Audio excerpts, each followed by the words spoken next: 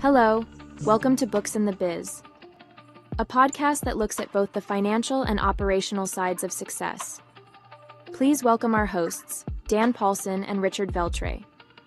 Dan is the CEO of Envision Development International, and he works with leaders to increase sales and profits through great cultures with solid operations. Rich is CEO of the Veltre Group and a financial strategist working with companies to manage their money more effectively. Now on to the podcast. Hello and welcome to the next exciting episode of Books in the Biz. I am here with Rich Veltre. Rich, how are you doing today? Doing very well, very well. How are you? A lovely day. I am doing wonderfully, and we have a guest this week. So, Shelly Dretzka, hey, you own a company called aHRrow. I got to say that right because I keep getting stuck on the HR you threw in the middle there. But you own a company called aHRrow, which, of course, I mentioned the HR. You specialize in HR services for different size businesses, small size businesses under 100 employees, correct? You got it. Yeah, we really focus on the head count. So under 100 employees, correct. Yep, we had this discussion before camera. You focus on head count, we focus on revenue and tried to get that all straightened out. But you deal with a lot of issues that I think both Rich and I tend to run into. And as we were talking previous to this, one of the challenges that I think most, I would even say up to medium-sized businesses tend to have is they have their own mindset on what it takes to hire and retain employees. And I hear it, and you mentioned this, that's why I thought this would be a good topic, is they will say, the owners or the executives will say, well, we can't compete with X because we don't provide Y services or we don't have Y benefits. We basically are stuck doing what we're doing. And I thought your conversation was interesting in that there is more to hiring and retaining people than just, can you provide health insurance? You got it. So I wanted to open it up to you. First of all, could you explain a little bit more about your company? I have done probably an okay job with it, but you can always do better. So we'll start there and then we'll dig into the subject matter. Yeah. So thanks for having me, guys. Hello to the audience. So I have been in the HR space for decades. I like to say I check that box now. I don't say the years. I say a couple decades. This is the 5th year of aHRrow. So I was on the inside. I've been in the corporate. I've been in that decision-making desk with executives and board of directors. In 2020, what a fabulous year that was. My position was eliminated when I was a VP of HR at a local community bank. And I hit the ground running with aHRrow, HR fractional services. I knew about consulting, kind of learned about this fractional space that's out there. A lot of accountants love to use the fractional space. It's also been known as outsourcing or consulting or contracting. So all of those things is what we do at aHRrow. We do have a team. It's just not me anymore in our 5th year. And we go into those small businesses. Again, we have that joke about, right, we talk about belly buttons and head counts versus dollars in the door. Those are companies that don't usually have people doing HR. So they have no one doing it or they have the wrong person doing it. So that's where we come in because we're the right people. We know what we're doing. We're very experienced. I'd like to also say we're fun to work with, right? We're not the typical HR people. We're not HR police. So we go in and we partner with those business owners and those decision makers and help them get their HR stuff done, right? Get rid of those HR headaches. A lot of it's compliance, some really basic things like policies, procedures, handbooks. But it also goes into attracting, retaining, and engagement with their employees through a recruitment process and kind of a stay process. And I do, to your point, we hear all the time from clients, we don't have that budget. We can't compete with the big guys. We don't have the people. We don't have the time. We're all wearing multiple hats, right? We hear that a ton in small businesses. I'm wearing multiple hats. When am I going to have time to do that? I got to get sales in the door. I got to keep the machines running. You know, the last thing you ask them where your priorities are with HR, and it ends up pretty low on their list, which is really hard then to keep the sales going and keep the machines going if you don't have the people to help you do that. Right. So that's where we can step in and bring really, really great value. And we talk about, right, do they have the budget for this? And I'm just making sure my battery's in there. Sorry, guys. There we are. We're still back on. Sorry. So that's where we can come in and say, you don't have to be the big guy. You don't need the big budget. you need us. You need our expertise, and you need us in front of you. It really starts, if I want to start with the recruiting process, how to attract people, is getting the right job posting out there. Sometimes when we don't have the time, they've got a really sloppy job description and they just throw it. So in the recruiting world, we used to call that post and pray, right? Yep. Throw it out there and let's see who we get. And then let's complain about we're not getting good people, we're not getting the right people. You put something horrible out there. It's sales. We're marketing. Right. For candidates, right? So that's one of the things that I notice about most job posting is they post the task that the individual is going to have to do, and in most cases the job is kind of self-descriptive. But you're doing, I think you're going to get into here. There's more to it. That's a marketing component that you have to sell the opportunity to the employee. Otherwise, why would you sell a list of tasks, and why would that employee want to just do those tasks, right? Yeah. That job description is really the what, right? So if you can just talk about a receptionist, answer the phones, greet guests, open the mail. Cool. We all know what a receptionist does, right? So are we just going to go hire anyone off the street that can check those boxes of those tasks? No. So what we want to go after is the who. Who is the type of person we want to go after? What does their personality look like? Let's tell them what their day is going to look like. Are you answering 5 phone calls, or are you answering 100? Is it just that one UPS guy coming up, or is it a revolving door? Like, tell them what their day is going to look like and what type of person they need to be. That's way more attractive than you're going to sit behind the desk and you're answering the phone and open the mail. It just seems very monotone, right? So getting that job posting out there, I love starting with attraction statements of like, why do they want to come work for us, right? What is something spectacular, about what you do or what they're going to be able to do for you in that organization? So I stay away from a lot of the what, because again, if you can be a receptionist, we know you can do all those things, or engineer or whatever, right? Even a CMO, you know what they do. We want to talk about who that person is. And what's unique to the small business is they really get to define who that is. In the corporate world, we got red tape and bureaucracy, and they're like, oh, we don't hire for personality. Oh, we don't hire, right? So you get to tell the world how it is so, or why it's so great to work at your organization and why you should come work here, and the who that they're looking for. So that's a huge first step, is just differentiating yourself with that job posting, right? As they're scrolling through and they're looking at a lot of job postings on Indeed or wherever they're looking, LinkedIn, if there's that statement, that punch, that pow, they're going to be like, oh, I want to keep reading this one. And I'm going to hopefully hit that apply button. So that's just a little something different that we partner with them. We ask a lot of questions. I joke throughout the entire process, owners and decision makers, they got a lot going on up here, right? Right. We joke about the napkins, right? Everyone makes their little notes on napkins and post-it notes. What we get to do is go in and partner with them, and pull all that stuff out, pull it out of their brain, get it off the napkins, get it off the post-it notes, and really make a really strong HR culture for them. So good. That's one of the things we're attracting. Nice. I've got one question for you, then I'm going to turn it over to Rich because I'm sure he's got a bunch. One of the challenges, because you and I both live in Wisconsin. Rich is out in Jersey, so he's got some larger populations to work with. But one of the challenges that I see, especially when it comes to small businesses and manufacturing and construction, is we're typically working in smaller towns. Smaller towns with smaller populations away from the bigger cities with bigger populations. Now you end up with the situation where how do you attract people to come work for you when you're dealing A, with a limited population, and B, now as we've been talking about those limited resources, what do you do to kind of pull somebody from maybe the bigger towns to come out and work in a town of maybe a couple hundred to a couple thousand? Right. I think again, when you're posting, it's talking about why it's so great, about your town and things that you're giving to them. But I think the other thing is being proactive. And now we're going to be sourcing, and we're going to go after those other individuals. And we're going to get in front of them and tell them about the opportunities you have at your organization. And it might not be today, and it usually isn't today, right? That they're like, absolutely, I want to talk to you. I'm not happy. But you stay in front of them and you let them know and make sure they're getting updates about you, because that day is going to come at that big company in that big city where they're sick of the traffic. I used to go downtown. So I'm in Mugwanago. So I could go downtown, fight traffic, park a couple blocks away, and get to my desk, right? Door to door, 45 minutes to an hour.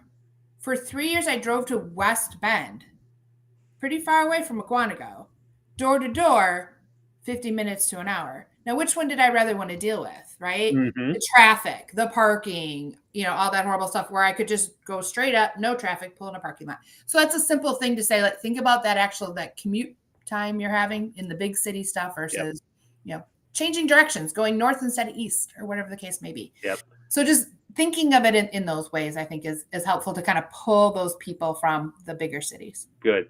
And for those of you who don't know where McWanago is, you might as well just say Milwaukee area. That'll make it easier. Because I'm pretty sure Rich is going, McWanago? What the hell is McWanago? Yeah. We have a lot of Indian names out here, Rich. You're going to have to get used to it. Yeah. I lived in Sucasana for 20 years. I mean, come on. Love it. Man, that beats McWanago. I love it. Yeah, there you go. Well, Rich, I'll turn it over to you. I'm sure you got some questions related to the finance side of stuff. Yeah, I think HR always is an interesting thing because it's different from what I have really dealt with.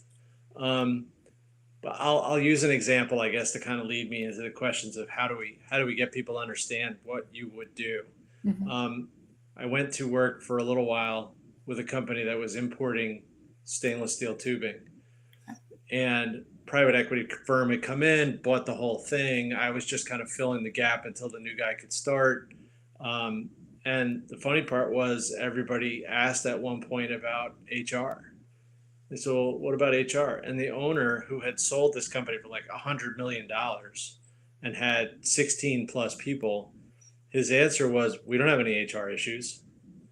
I mean, that was the end of the conversation. Like, that was it.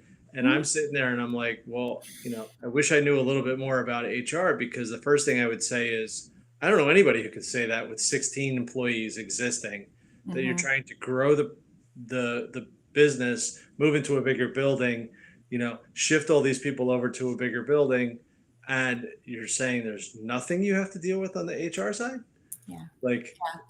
And I think that's the part that kind of throws me off. And so I'm glad you also brought up the fractional part, because I think it's really important for people to see the fractional definition, because what seems to have gone on, at least on the finance side, you mentioned that all these accountants all say fractional, they all offer it.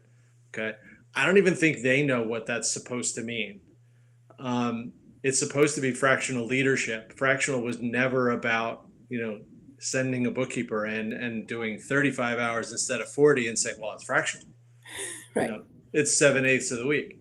So, I mean, do you see the same thing on the HR side, where it's, how do you go across and tell these people, like my guy who says, well, we don't have any HR issues. Yeah, you probably have more than you know, because you haven't done anything with it. Right. Yeah. So with those, we're talking, it's like the what's keeping you up at night question, right? Or what's giving you a headache? And you start really asking the right questions, and then you start hearing the people issues, right? They may be thinking, I don't have people knocking on my door complaining about working here. End of story. I don't have HR issues. But are you attracting the right people? Are you losing people? Are you watching the trends of why people are leaving? Are there things that aren't rising to you? I mean, someone at that level, someone's not going to go complain or probably report a harassment thing to the top of the guy, right? So instead, it's quietly festering, probably affecting other people. They're leaving. And then the time he's going to hear about that is when he gets the note from the attorney, right? Mm-hmm. So he hasn't heard from attorneys yet, right? So everything must be good, but he just doesn't know what he doesn't know that's bubbling up underneath that. So it's having that conversation and saying, okay, and it doesn't have to be issues either. It could be good stuff. How do we keep the good stuff going? Sometimes it can be on, cruise control, but it takes effort to keep a good culture and keep structure and policies and procedures going forward. And a ton of HR is also risk mitigation. So if I hear, haven't heard from an attorney, haven't been sued, I'll be like, yet. What are you doing? Yep. Right. And then I ask the question, cool, what are you doing? What are your processes and procedures to make sure we are compliant? We are legal. We do have a safe work environment. Well, nothing. It's just working. It's good. So we're on wishes, lucks, and prayers. All right. Let's see how long that works for you. And then when the attorney comes and we've got a lawsuit, how do we defend that? So a lot of risk mitigation. And I never want to go in with fear. I mean, there's a lot of government regulations we have to watch too, right? FLSA is Fair Labor Standard Act, right? Are you paying your people right? Are you paying an hourly person versus a salary person? Are you paying them properly? Are you paying overtime right? Like you start thinking about those things. You know, you hear like, well, my employees aren't complaining about it. I'm like, well, they're not complaining to you about it. Can we talk to your supervisors? Can we talk to your employees? I'm a huge fan of stay conversations. I go into some clients, they do exit interviews. Okay, we're asking questions, a little too much, a little too late. The person's out the door. They're either just going through it quickly because they just want to leave, or they're disgruntled and then you're just getting a dump, right? Right. So I love stay conversations. Let's talk to your current employees. Let's talk to your supervisors. Why are they here? What gets them here every morning? What would make them want to leave? You know? So having those conversations with kind of that third party, and I think that fractional, Rich, I'm kind of coming back to that, having that outside view, because when you're inside HR, I've done it, right? Where, oh, there's HR. Oh, HR's in the office today. Oh my gosh, for the past 5 years, I can't tell you how many times, oh my gosh, HR's here. When are you guys coming back in? I'm like, I look behind me. I'm like, oh my gosh, was it you? You're really excited to see me. This is super awesome. So we're seen as a partner. We're seen as a resource, right? We're there to help them, you know, both sides of the coin, you know, the ownership, the management, as well as the employees. So that's really how I get over that. Yeah, we don't have HR issues here. Asking the right questions and getting down into, you do have these HR issues, and here's how we can address them, or here's some things that could be bubbling up, and let's get ahead of that, be proactive, and mitigate that risk for you. Okay. That's a great way to approach it. Now, one thing I want to touch on, because I found it interesting, Rich, that you actually hadn't had to deal with a lot of HR issues, because typically when I see a company that I would say is a little larger than small, and they don't have an HR person, it's typically the controller, CFO, whoever's in charge of the finances, or it's the lawyer. Mm-hmm. That seems to be where HR falls, and heavily into the compliance issue, not into anything else. Just make sure the paperwork's filled out right. Make sure we don't get sued. Make sure if we let somebody go, we've got all our ducks covered, so that way we don't end up spend all our time in the local labor law situation. Mm-hmm. I guess, how do you deal with that? How often, Shelly, are you brought in when there is somebody who, now instead of Rich's example, there is no HR problem. There is somebody else handling HR, but they might be handling it more from either, again, a financial side of things or a legal side of things, but either way, more of a clinical side of, this is just a job, this is just a task, this is just making sure we don't get our butts sued. Yeah. Keeping the wheels on the bus, we kind of call that. So I walk into that a lot. So when I talked about in the beginning, no one doing it or the wrong person doing it, small businesses, very common story. I walk in, male business owner, guess who's doing the payroll? It's his wife, it's his daughter, it's someone who said, okay, honey, I'm here to help make this business happen. How can I help you? And they step up and they start doing it. So they start doing payroll because we have to pay our people. They get people onboarded. They do the basics, right? They maybe are doing I-9s, getting their tax forms in. And then they go, oh, now we've got more people. We've got some HR stuff we got to deal with. We've got some people making some complaints, or maybe we got to do some recruiting. And that owner looks to that spouse or to that child and says, guess what? You got a new hat to wear. You're now HR. And that spouse or that employee, that's not even related, of course, in small business, right? They put the hat on. They're loyal. They're team players. They're going to do it. Cool. I'll take that on. So notice they started in the financial part, which is usually how they're pretty wired, right? And then they get thrown the people part, and they begrudgingly. Well, they're probably doing the payroll is why they got taught. Payroll. Yeah. And maybe some general ledger, some basic, right? Basic accounting stuff, because they usually are outsourcing the CPA and all that other fun stuff. So when we talk to potential clients and we walk around like, who's doing your HR?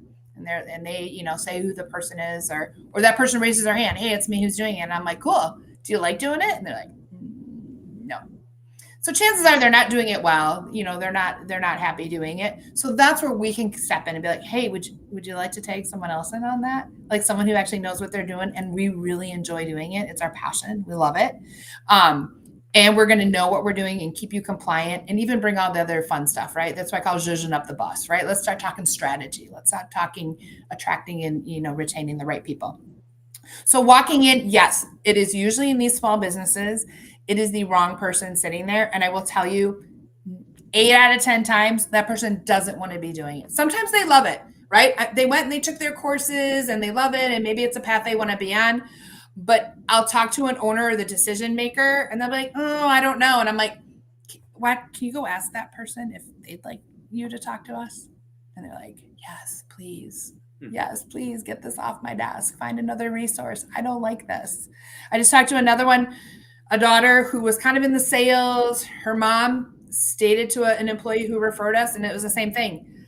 Well, my mom put me in this, and I'll do this for her because I love her and I want this company to succeed. But I'd really rather be back in sales. So, like, if you can get Shelly in front of my mom, that would be awesome. Get HR off my desk. So that's that cool stuff where we come in and bring that value. And maybe that daughter hasn't told her mom that, right? Because she's just a good team player and a good daughter and wants to help out. So those are some spaces we really go in and bring that real value. Is we put the right people in the right seats on the bus. So excellent. Yeah. So we're kind of getting towards the end of our time here, but one of the things I wanted you to do, Shelly, as we talked about, there's the Fortune 500 and of course, they got all sorts of money to throw at things. Most business owners just don't have that. Yeah. Maybe if you could give us either the steps that a company should follow or maybe the 5 points that a company should look at that would help them compete with the guys who have the unlimited budgets and the unlimited resources and the unlimited benefits, really understand what they can do to compete at that level. Yeah.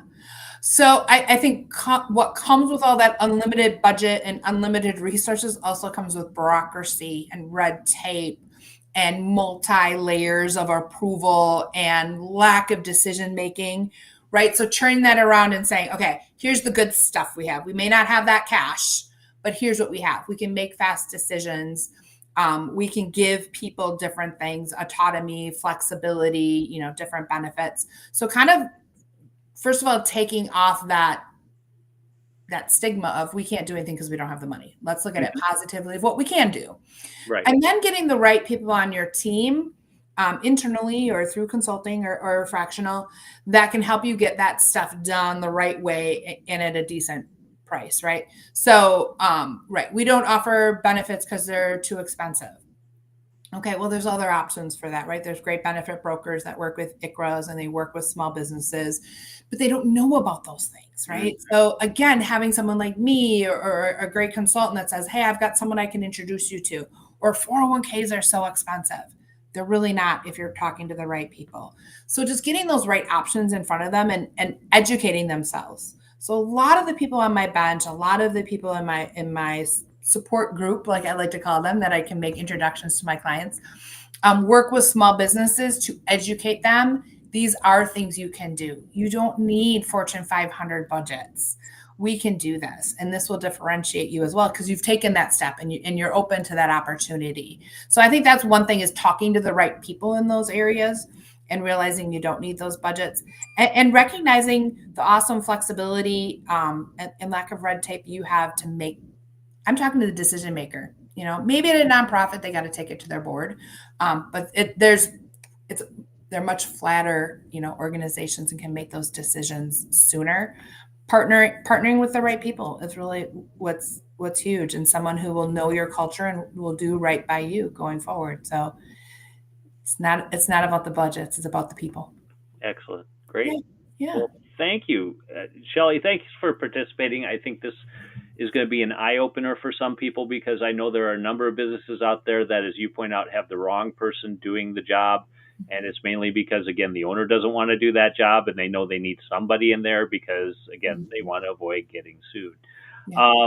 So appreciate having you on. Hopefully we can have you back because there's multiple HR subjects. I think we could go on for probably hours talking about different issues that you probably see at an HR level that most companies experience that you might be able to provide some help on. So hopefully, and a couple of fun stories along the way too. Excellent. Very good.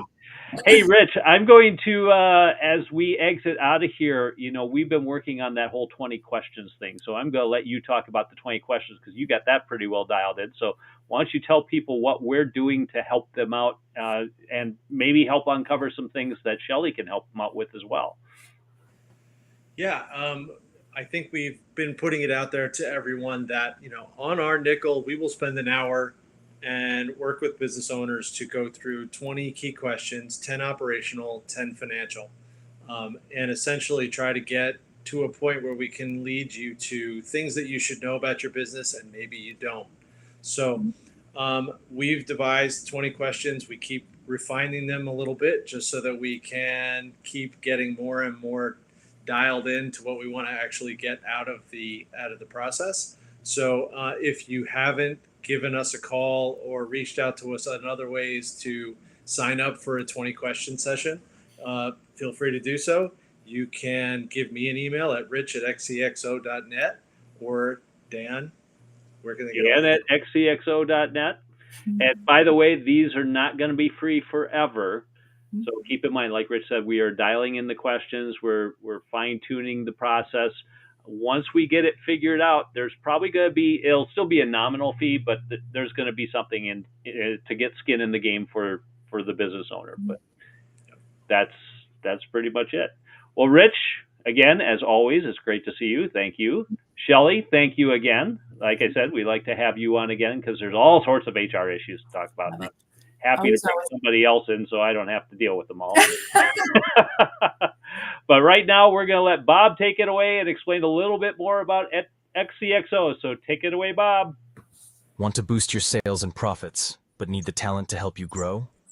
XCXO is a one-of-a-kind platform to find skilled fractional executives to help develop your team into a high-performance powerhouse. Fractional leadership is a great choice when you consider the average executive-level candidate can cost you hundreds of thousands of dollars in salaries, benefits, and incentives. XCXO finds you the executive and utilizes their talents to build your team's experience, all for a fraction of the cost of a full-time C-suite leader. Contact XCXO today to fill the gaps in your leadership team. Visit xcxo.net to learn more.